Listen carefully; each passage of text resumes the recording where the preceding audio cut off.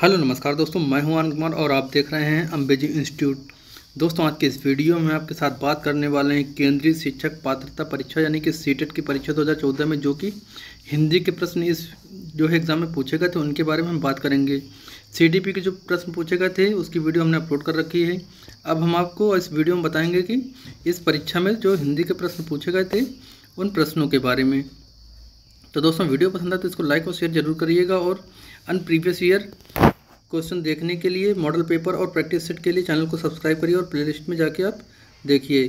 तो चलिए हम देखते हैं जो है भाग 2 यानी कि हिंदी, जो कि एक वैकल्पिक विषय होता है, उसमें जो प्रश्न पूछे गए थे उनको हम देखते हैं।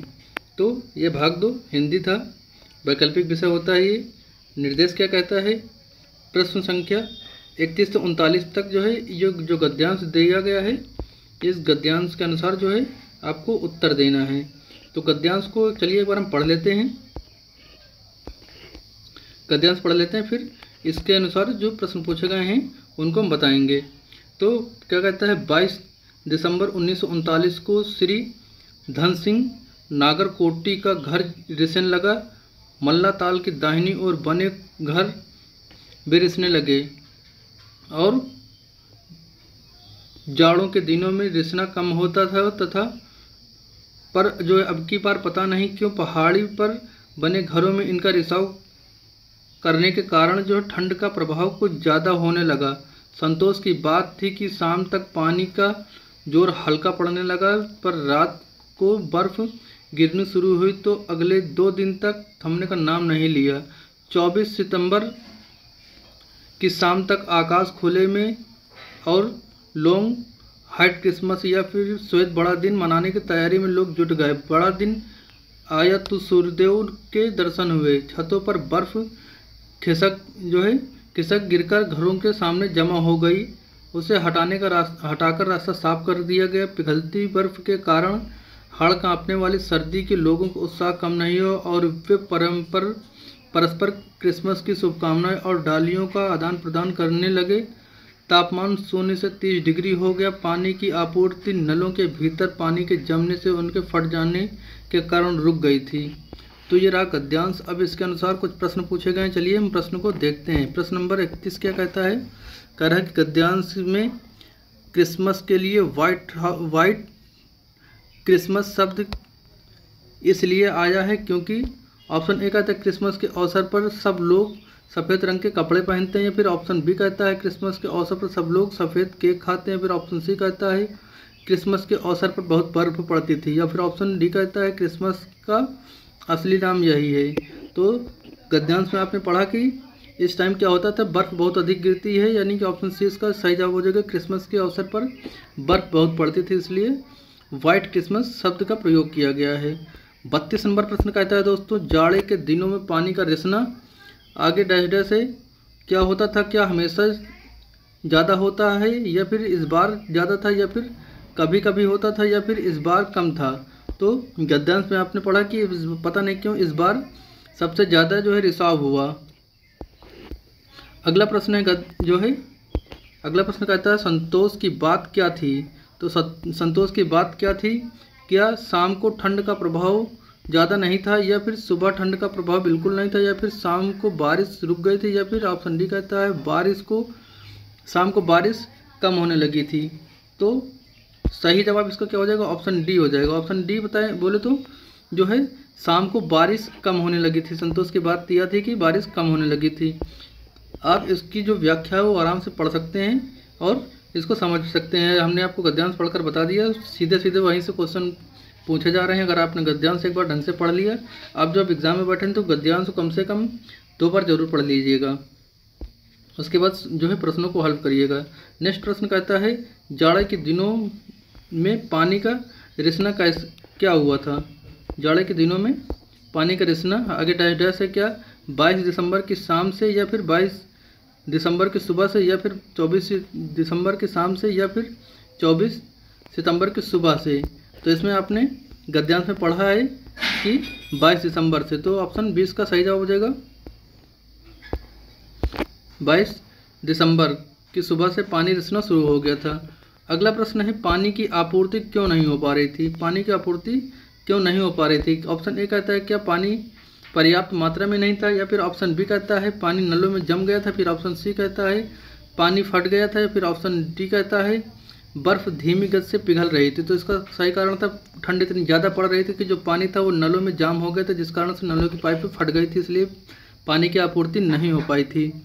अगला प्रश्न कहता है दोस्तों 36 नंबर का, गद्यांश के आधार पर कहा जा सकता है कि क्या कहा जा सकता है? पहाड़ों का जीवन आसान है, या फिर पहाड़ों पर हमेशा त्यौहार मनाए जाते हैं। फिर ऑप्शन सी कहता है पहाड़ों पर जीवन व्यतीत करना कठिन होता है। फिर ऑप्शन सी पहाड़ों पर हमेशा बर्फ जमी रहती है। तो इसका सही जवाब हो जाएगा गद्यांश के आधार पर कहा जा सकता है कि पहाड़ों पर जीवन व्यतीत करना काफ़ी मुश्किल या फिर कठिन होता है, क्योंकि यहाँ पर बर्फ़ लगभग ठंडी के दिनों में हमेशा बहुत ज़्यादा गलती है और यहाँ पर पानी की आपूर्ति नहीं हो पाती है। पानी ठंड के कारण नलों में जाम हो जाता है, जिस कारण से पाइप फट जाती है और पानी का जो है आपूर्ति नहीं हो पाती है। सड़कों पर बर्फ़ जम जाती है, घरों पर बर्फ़ जम जाती है, इसलिए यहाँ पर जीवन जीना मुश्किल होता है। 37 नंबर प्रश्न है, हाड़ कँपाने वाली सर्दी से क्या आशय है? तो हाड़ कँपाने वाली सर्दी से आशय क्या है? होंठ कँपने वाली सर्दी, या फिर हाथ काँपने वाली सर्दी, या फिर ऑप्शन सी कहता है सिर काँपने वाली सर्दी, या फिर हड्डी काँपने वाली सर्दी। तो इसका सही जवाब क्या हो जाएगा? हड्डी काँपने वाली सर्दी को ही कहते हैं हाड़ कँपाने वाली सर्दी, क्योंकि ठंड बहुत ज़्यादा पड़ती थी, इसलिए हड्डियां तक काँप जाती थी। नेक्स्ट प्रश्न है, उत्साह शब्द कैसा है? उत्साह शब्द पूछा गया है कैसा है? क्या भावात्मक है, या फिर आकर्मक है, या फिर गुणवाचक है, या फिर संबंधवाचक है? तो जो उत्साह पूछा गया है, उत्साह ये सब, उत्साह दुख ये सब कैसे होते हैं? भाववाचक होते हैं। तो ऑप्शन ए इसका सही जवाब हो जाएगा। इसकी व्याख्या जरूर पढ़ लीजिएगा, क्योंकि इसमें कई सारे पॉइंट्स आपको मिल जाएंगे। उत्साह जो है संज्ञा उस विकार शब्द को कहते हैं, संज्ञा पूछा गया ना, तो जो उत्साह शब्द पूछा गया था तो ये भाववाचक संज्ञा है। तो संज्ञा उस विकारी शब्द को कहते हैं जिससे किसी विशेष वस्तु, भाव या जीव के नाम का बोध होता है। संज्ञा के 5 भेद होते हैं, जातिवाचक संज्ञा, व्यक्तिवाचक संज्ञा, गुणवाचक संज्ञा, भाववाचक संज्ञा, या फिर और होता है एक द्रव्यवाचक संज्ञा। तो गुणवाचक संज्ञा में क्या क्या आते हैं? संज्ञा की वीडियो एक अलग से चैनल पर अपलोड है, जाके आप उसे देख सकते हैं। तो यहाँ पर बात करते हैं पहले कि भाववाचक संज्ञा क्या होती है। तो जिस संज्ञा के शब्द में व्यक्ति या वस्तु के गुण, धर्म, दशा अथवा जो है व्यापार का बोध होता है, उसे भाववाचक संज्ञा कहते हैं। भाववाचक संज्ञाओं का निर्माण जातिवाचक संज्ञा विशेष क्रिया, सर्वनाम और अवयव के प्रत्यय लगा करके होता है। अब अगला प्रश्न है 30 नंबर। 30 नंबर प्रश्न कहता है, कह रहा है कि घर का बहुवचन रूप क्या होगा? घर का बहुवचन रूप क्या होगा? क्या घरों होगा, घर होगा, या फिर घरें होगा, या फिर धराएं होगा? तो इसका सही जवाब क्या हो जाएगा दोस्तों? घर का जो बहुवचन होता है वो घर ही होता है। घर का बहुवचन घर होता है। चाकू का भी चाकू ही होता है। तो इस तरह से बहुवचन की वीडियो भी आप देख सकते हैं। अगला बात करते हैं 40 नंबर प्रश्न की। दोस्तों 40 नंबर से 50 नंबर, जो 40 से 45 प्रश्न के लिए निर्देश दिया गया है। कर पंक्ति पढ़कर निम्नलिखित में से सबसे उचित विकल्प को चुनना है। तो वहाँ पर गद्यांश दिया गया, तो यहाँ पर पंक्ति दे रखी है। पंक्ति क्या है? एक ही दिया स्नेह से भरा, प्रेम का प्रकाश प्रेम से धरा, झिलमिला हवा का तिलमिला रहा, ज्योति का निशाना जो हिला रहा, मुस्कुरा रहा अंधकार पर यह मजार किसी शहीद का, दर्शनीय था जो वो चांद ईद का, देश का सपूत था गुमान था, सत्य का स्वरूप नौजवान था, जो चला किया सदा दुधार पर। तो ये थी आपकी पंक्तियाँ। इसके अनुसार 40 नंबर प्रश्न पूछा गया है, हवा क्यों तिलमिला रही है? तो हवा क्यों तिलमिला रही है? ऑप्शन ए कहता है दिए के जलने से, या फिर ऑप्शन बी कहता है दिए के निरंतर जलने से, फिर ऑप्शन सी कहता है दिए के स्नेह से, या फिर अंधकार के होने से। तो इसका सही जवाब क्या हो जाएगा? दिए के निरंतर जलने से जो है हवा क्यों तिलमिला रही थी? दिए के निरंतर जलने से। इसकी व्याख्या कहते हैं दिए के निरंतर जलने से हवा तिलमिला रही है क्योंकि शहीद के मज़ार पर जो दिए ज्योति के निशान यानी कि लौ से हिल रहा है, ऐसा प्रतीत हो रहा है कि दिए झिलमिलाहट की हवा से तिलमिला रहे हैं। अब अगला नंबर प्रश्न है 41 नंबर प्रश्न क्या कहता है? कह रहा है कि ईद का चांद किसे कहा गया? तो ईद का चांद किसे कहा गया? क्या मज़ार को कहा गया, दार्शनिक स्थल को कहा गया, शहीद को कहा गया, नौजवान को कहा गया? तो ये शहीद को कहा गया है। ईद का चांद किसे कहा गया? शहीद को कहा गया है। इसकी व्याख्या देखिए, ईद का चांद शहीद को कहा गया है जो भी कभी ईद के चांद उसी की तरह दार्शनिक या पूरे देश के सपूत था, पूरे देश को उस नौजवान पर गर्व था, तो इसलिए ऑप्शन सी हो जाएगा। अगला प्रश्न कहता है, कह रहा शहीद की कौन सी विशेषता बताई गई है। तो शहीद की विशेषता कौन सी बताई गई है, क्या वह सच्चा इंसान था, या फिर वह तलवारबाजी में निपुण था, या फिर ईद के दिन पैदा हुआ था, या फिर उसे अपने ऊपर घमंड था। तो शहीद की कौन सी विशेषता बताई गई है, वह सच्चा इंसान था। ऑप्शन ए इसकी व्याख्या भी आप पढ़ सकते हैं। 43 नंबर प्रश्न कह रहा है, कविता में अंधकार शब्द का क्या आशय है। कह रहा है कि कविता में अंधकार शब्द का क्या आशय है। तो क्या आशय है, क्या तम का है, रात्रि का है, बुराइयों का है, फिर चुनौतियों का है। तो ऑप्शन सी इसका सही जवाब हो जाएगा। अंधकार शब्द से आशय है बुराइयों का। इसकी व्याख्या पढ़ सकते हैं। नेक्स्ट प्रश्न है, दर्शनीय शब्द में प्रत्यय कौन सा है। तो दर्शनीय का ई प्रत्यय है, नी प्रत्यय है, ई प्रत्यय या फिर यह प्रत्यय है। तो सही जवाब हो जाएगा आपका ई प्रत्यय है, ऑप्शन ए। दर्शनीय में ई प्रत्यय है। तो इसका जो दर्शनीय का संधि विच्छेद करेंगे आप, तो दर्शन प्लस ई बराबर हो क्या होता है, दर्शनीय। प्रत्यय जो होता है शब्दों के बाद जो अक्षर या समूह लगाया जाता है उसे हम प्रत्यय कहते हैं। तो दर्शन प्लस ई जो है ये ई है, दर्शन प्लस ई, तो ये ई प्रत्यय हो जाएगा। ऑप्शन ई इसका सही जवाब हो जाएगा। अगला प्रश्न है, हवा का जो है हवा का पर्यायवाची नहीं है। तो हवा का पर्यायवाची कौन नहीं है, क्या जो है ऑप्शन ए अनिल नहीं है, मारुत नहीं है, समीर नहीं है, फिर अनल नहीं है। तो इसका ऑप्शन डी है अनल। अनल की जो है अनल नहीं है। हवा का पर्यायवाची कौन कौन से होते हैं। तो दोस्तों हवा के पर्यायवाची होते हैं अनिल, मारुत, पवन, समीर, वायु, वायर, प्रकपन। जबकि जो अनल है, अनल यह है अनल का पर्याय जो है पर्याय है पावक, अग्नि, वायुसखा, दहन, यह कृष्णु आदि हैं। यानी कि अनल कह सकते हैं आग का जो है ये पर्यायवाची है। अब यहाँ से 46 नंबर प्रश्न से 50 नंबर तक के लिए उत्तर देना है आपको। ये पैडागॉगिक प्रश्न है। कह रहा है भाषा के संबंध में कौन सा तथ्य सही नहीं है। तो यहाँ पर याद रखिएगा सही नहीं है पूछा गया है। तो कह रहा है कि भारत की भाषिक विविधता एक जटिल चुनौती है, या फिर बहुभाषिकता बच्चों की असमितता का निर्माण करती है। फिर ऑप्शन सी कहता है भाषाएं आपस में संपर्क संवाद कराती हैं या करती हैं, या फिर ऑप्शन डी कहता है भाषागत विविधता एक समस्या है। तो इसमें पूछा गया है कि भाषा का संबंध किससे नहीं है, तो यह समस्या नहीं है। बाकी आपका जो है ऑप्शन ए सही है, भाषा विविधता की एक जटिल चुनौती है। ऑप्शन बी भी सही है, बहुभाषिकता बच्चों की असमितता का निर्माण करती है। और ऑप्शन सी भी सही है, भाषाएं आपस में संपर्क संवाद करती हैं। लेकिन जो आपका ये है ये समस्या भाषा विविधता समस्या नहीं होती है। अगला प्रश्न है, नेहा अपनी बात कहते समय मातृभाषा के शब्दों का प्रयोग करती है, आप क्या करेंगे। अगर कोई बच्ची है क्लास में, वो अपनी भाषा जो अपने शब्द बताने के लिए मातृभाषा का प्रयोग करती है, तो आप क्या करेंगे। ऑप्शन ए कहता है लक्ष्य भाषा के शब्द का प्रयोग करते हुए सहजता से उसके वाक्य को दोहराएंगे। फिर ऑप्शन बी कहता है उसे डांटेंगे कि वह अपनी भाषा का प्रयोग ना करे। या फिर ऑप्शन सी कहता है उसे बताएंगे किसी शब्द विशेष को क्या कहेंगे। या फिर ऑप्शन डी कहता है कि उसे बताएंगे कि शब्द गलत है। तो इसका सही जवाब क्या हो जाएगा, लक्ष्य भाषा के शब्द का प्रयोग करते हुए सहजता से उसके वाक्य को जो है दोहराएंगे, ये इसका सही जवाब हो जाएगा। कोई बच्चा जो अगर क्लास में है अपनी मातृभाषा का प्रयोग करता है, तो उसको जो है आप उसका सराहना करेंगे, ना कि उसे डांटेंगे। अगला प्रश्न कह रहा है कि भाषा की कक्षा में जरूरी है कि क्या जरूरी है, क्या भाषा की पाठ्य पुस्तक पर विशेष ध्यान दिया जाए। या फिर ऑप्शन बी कहता है बच्चे मानक भाषा के रूप में बातचीत करें। फिर ऑप्शन सी कहता है भाषिक पृष्ठभूमि के आधार पर किसी को पीछे न छोड़ा जाए। या फिर ऑप्शन बी कहता है बच्चों की अधिक से अधिक परीक्षाएं ली जाएं। तो इसका सही जवाब क्या हो जाएगा, आपका भाषिक पृष्ठभूमि के आधार पर किसी को पीछे न छोड़ा जाए, ये सही जवाब हो जाएगा। अब अगला प्रश्न 49 नंबर प्रश्न कहता है कि उच्च प्राथमिक स्तर पर भाषा शिक्षण का उद्देश्य क्या होता है। क्या व्याकरण के नियमों का कंठस्थ कराना होता है, ये हो जाएगा गलत आपका। क्या ऑप्शन बी कहता है कि विभिन्न संरचनाओं को नियंत्रण अभ्यास कराना, ये भी अभ्यास कराना भी गलत हो जाएगा। ये ऑप्शन सी कहता है सभी साहित्यिक विविधताओं के लेखन की कुशलता विकसित की जाए, ये भी आपका गलत हो जाएगा। बचा ऑप्शन डी आपका भाषा की बारीकी और सौंदर्य बोध को समझाने की क्षमता का विकास किया जाए। तो समझाने की क्षमता का विकास किया जाए, ये ऑप्शन आपका सही हो जाएगा। 50 नंबर प्रश्न है। प्रश्न कहता है कि भाषा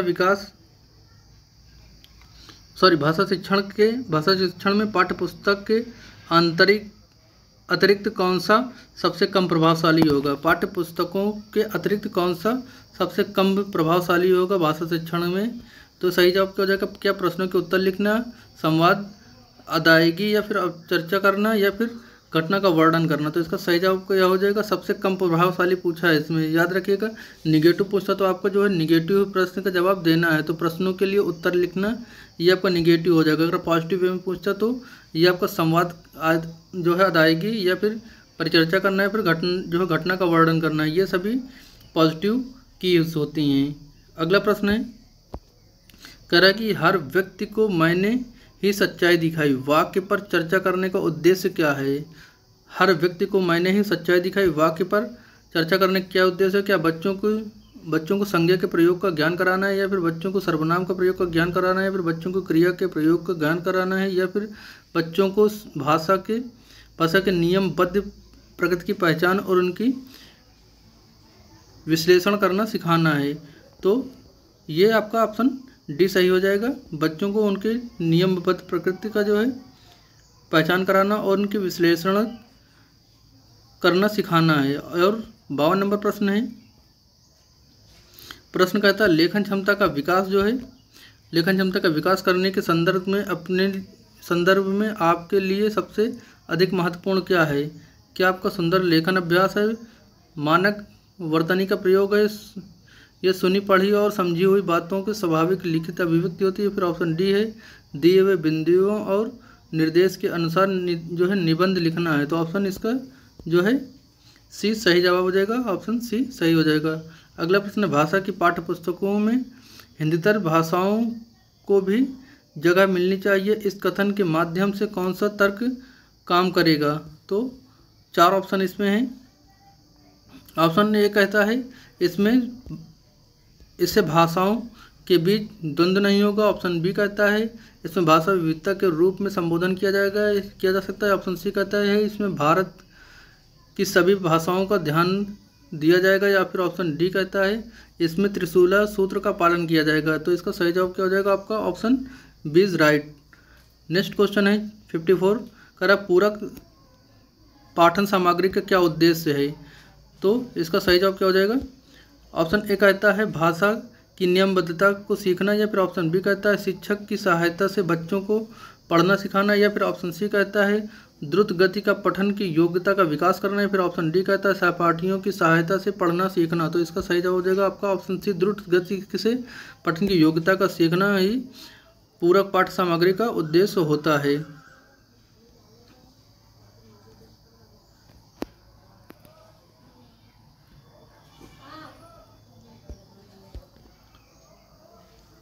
पचपन नंबर प्रश्न कहता है कि हिंदी भाषा के प्रश्न पत्र में आप किस सवाल को सबसे बेहतर मानते हैं। तो क्या आज्ञा की परिभाषा बताएं, या फिर लाल बहादुर शास्त्री की बचपन का नाम क्या था यह बताना है, या फिर बाबा भारती क्यों उदास थे। या फिर ऑप्शन डी अगर आप बाबा भारती की जगह होते तो क्या करते। तो जो हिंदी भाषा के प्रश्न पत्र में किस सवाल का सबसे बेहतर मानते हैं, तो ये हो जाएगा आपका अगर आप बाबा भारती की जगह होते तो क्या करते, ये प्रश्न सबसे अच्छा हो जाएगा। व्याख्या भी आप इसकी पढ़ सकते हैं। 56 नंबर प्रश्न कहता है कि कविता शिक्षण के संदर्भ में आप किस बिंदु को जो है सर्वाधिक महत्व देते हैं। तो ऑप्शन ए कहता है कविता का एक निश्चित अर्थ होता है।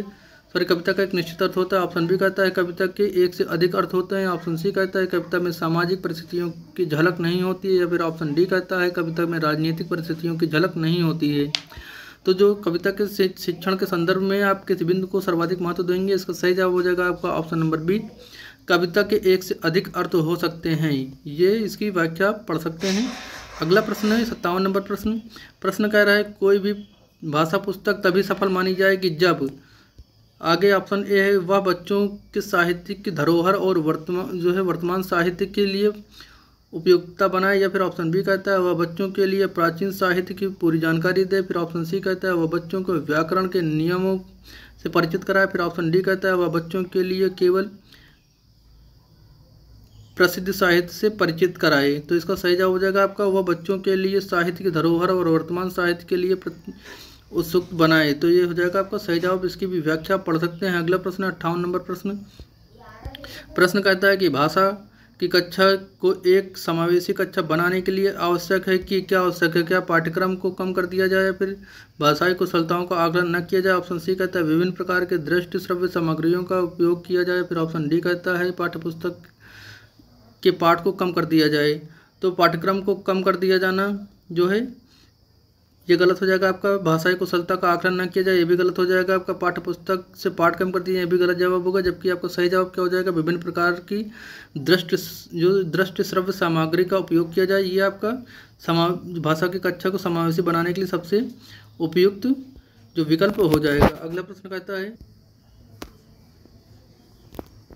59 नंबर प्रश्न दोस्तों कहता है कि वाक अंतःवाक की जो है संकल्पना किससे संबंध है। तो क्या चॉम्स्की से या फिर वाइगोस्की से या फिर पॉलाव से या फिर स्किनर से। तो सही जवाब इसका क्या हो जाएगा दोस्तों, वाइगोस्की से। अंतःवाक जो होता है यानी कि बच्चा जो कोई बच्चा होता है कोई काम करते समय अपने खुद के मन में बातें करता है, तो ये वाइगोत्स्की के जो होता है वाइगोत्स्की से संबंधित होता है। ये अंतःवाक के संबंध वाइगोत्स्की से है। अगला प्रश्न है 60 नंबर का प्रश्न, हिंदी का ये लास्ट प्रश्न है। कह रहा है कि भाषा और चिंतन में क्या संबंध होता है। भाषा और चिंतन में क्या संबंध होता है, क्या पूर्णतः सही है या फिर पूर्णतः गलत है, या फिर ऑप्शन बी कहता है आंशिक रूप से सही है, फिर ऑप्शन डी कहता है व्यर्थ का है। तो इसका सही जवाब हो जाएगा भाषा और चिंतन में संबंध होता है पूर्णतः सही है। भाषा और चिंतन में संबंध होता है। तो इसकी जो व्याख्या है आप पढ़ सकते हैं। भाषा और चिंतन में संबंध होता है यह कथन पूर्णतः सही है, क्योंकि भाषा चिंतन करने की वस्तु है। भाषा को हम जितना अधिक प्रयोग करेंगे उतने ही उसकी वस्तुनिष्ठता प्रमाणिक होगी और यह चिंतन के द्वारा संभव होगा। अतः यह कहना भाषा और चिंतन के संबंध में पूर्णतः सही है। ये होगा दोस्तों हिंदी के जो 2014 के प्रश्न पत्र था, उसमें हिंदी के जो 60 प्रश्न पूछे गए, ये 60 प्रश्न आपके पूरे हुए। वीडियो पसंद आई तो इस वीडियो को लाइक और शेयर ना करना भूलिएगा और चैनल को सब्सक्राइब जरूर करिए, चैनल को सपोर्ट करिए। और प्रैक्टिस सेट, मॉडल पेपर और प्रीवियस ईयर क्वेश्चन देखने के लिए प्लेलिस्ट में जाकर आप देख सकते हैं। तो मिलते हैं नेक्स्ट वीडियो के साथ, तब तक के लिए नमस्कार।